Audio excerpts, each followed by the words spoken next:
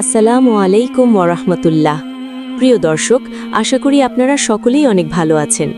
আমাদের চ্যানেলটিতে প্রতিনিয়ত ইসলামিক এবং শিক্ষণীয় ভিডিও ছাড়া হয়, তাই লাইক, কমেন্ট এবং সাবস্ক্রাইব করবেন আশা করি। চলুন ভিডিওটি শুরু করা যাক।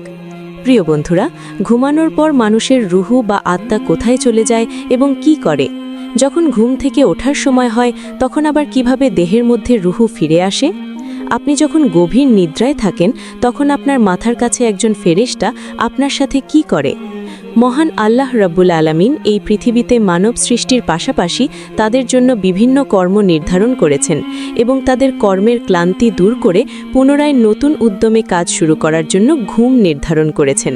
তিনি তার সৃষ্ট জীবের জন্য যে সকল নিয়ামত দান করেছেন, তার মধ্যে ঘুম অন্যতম। আল্লাহ তাআলা পবিত্র কোরআনে ইরশাদ করেছেন, তোমাদের জন্য নিদ্রাকে করেছি ক্লান্তি দূরকারী। সূরা নাবা আয়াত 9। তিনি আরও বলেন, আর তিনি তোমাদের জন্য রাতকে আবরণ ও নিদ্রাকে আরামপ্রদ এবং দিনকে করেছেন জাগ্রত থাকার সময়। সূরা ফুরকান আয়াত 47। রুহু বা আত্মার ধরন, রকম, আকার আকৃতি ও কার্যক্রম নিয়ে দার্শনিকদের মাঝে অনেক মতভেদ থাকলেও আত্মা যে ঘুমায় না তা নিয়ে কারও মাঝে মতভেদ নেই। তাহলে স্বাভাবিকভাবেই প্রশ্ন জাগে, আমরা যখন ঘুমিয়ে থাকি তখন আমাদের আত্মা কি করে বা কোথায় যায়? ঘুমানোর পর রুহু মানুষের শরীর থেকে বাহির হয়ে যায়।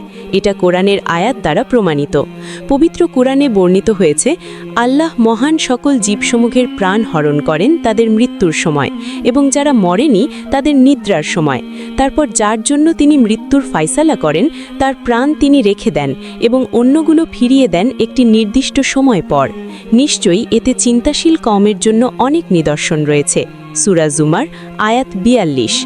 আলোচ্য আয়াতের ব্যাখ্যা হল, উক্ত আয়াতের সকল প্রাণের দুইটি মৃত্যুর কথা বলা হয়েছে। একটি নিদ্রাকালীন মৃত্যু, অন্যটি মৃত্যুকালীন মৃত্যু। নিদ্রায় তার দেহে অনুভূতি থাকে, কিন্তু মৃত্যুতে সেটা থাকে না।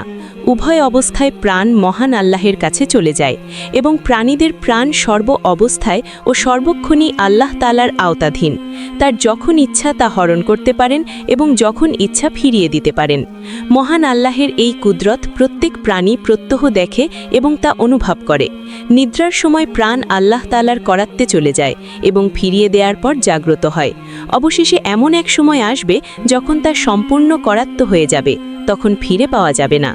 প্রাণ এখানে হরণ করা অর্থ তার সম্পর্ক দেহ থেকে বিচ্ছিন্ন করে দেওয়া।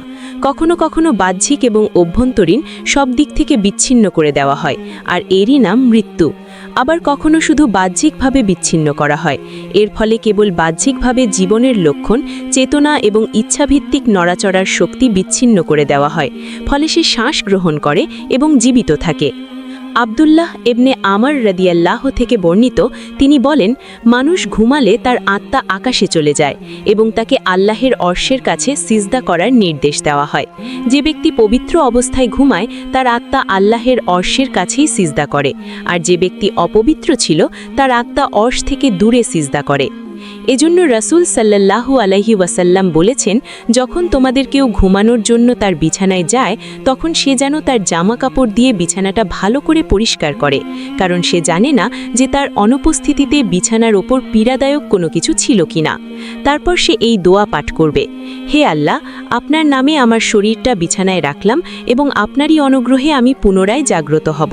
আপনি যদি আমার আত্মাকে আটকে রাখেন তাহলে তার প্রতি রহম করুন, আর যদি আপনি তাকে ছেড়ে দেন তাহলে তাকে হেফাজতে রাখুন, যেমন আপনি আপনার নেক বান্দাদেরকে হেফাজত করেন। রাসূল সাল্লাল্লাহু আলাইহি ওয়াসাল্লাম ইরশাদ করেন, যে ব্যক্তি পবিত্র অবস্থায় ঘুমায় তার মাথার কাছে একজন ফেরেশতা রাত যাপন করে এবং ওই ব্যক্তি জাগ্রত হওয়ার পূর্ব পর্যন্ত এই দোয়া করতে থাকে, হে আল্লাহ, তুমি তোমার এই বান্দাকে ক্ষমা করে দাও, কেননা সে পবিত্র অবস্থায় রাত যাপন করছে। ঘুমানোর পূর্বে এবং পরে রাসূল সাল্লাল্লাহু আলাইহি ওয়াসাল্লাম থেকে অনেক দোয়া বর্ণিত আছে। তার মধ্য থেকে ছোট্ট দুইটি গুরুত্বপূর্ণ দোয়া। ঘুমানোর আগের দোয়া, আল্লাহুম্মা বিসমিকা আমুতু ওয়া আহইয়া, অর্থ, হে আল্লাহ, আপনার নামে আমি ঘুমাতে যাচ্ছি এবং আপনারই অনুগ্রহে পুনরায় জাগ্রত হব। ঘুম থেকে ওঠার পরের দোয়া, আলহামদুলিল্লাহিল্লাযী আহইয়ানা বাদামা আমাতানা ওয়া ইলাইহিন নুশুর, অর্থ, সকল প্রশংসা ওই আল্লাহের যিনি মৃত্যুর পর আমাদের জীবন দান করেছেন এবং তার দিকেই আমাদের পুনরুত্থান। অতএব আসুন আমরা পবিত্র অবস্থায় ঘুমাবো এবং ঘুমানোর আগে দোয়া পাঠ করে ঘুমাতে যাব, যেন আমাদের আত্মা আল্লাহের অর্শের কাছেই সিজদা দিতে পারে এবং ফেরেশতা আমাদের জন্য ক্ষমা চেয়ে আল্লাহর কাছে প্রার্থনা করে। প্রিয় দর্শক, আজকের ভিডিওটি আপনাদের কেমন লেগেছে তা অবশ্যই কমেন্ট বক্সে লিখবেন। সকলেই ভালো থাকুন, সুস্থ থাকুন। আল্লাহ হাফেজ।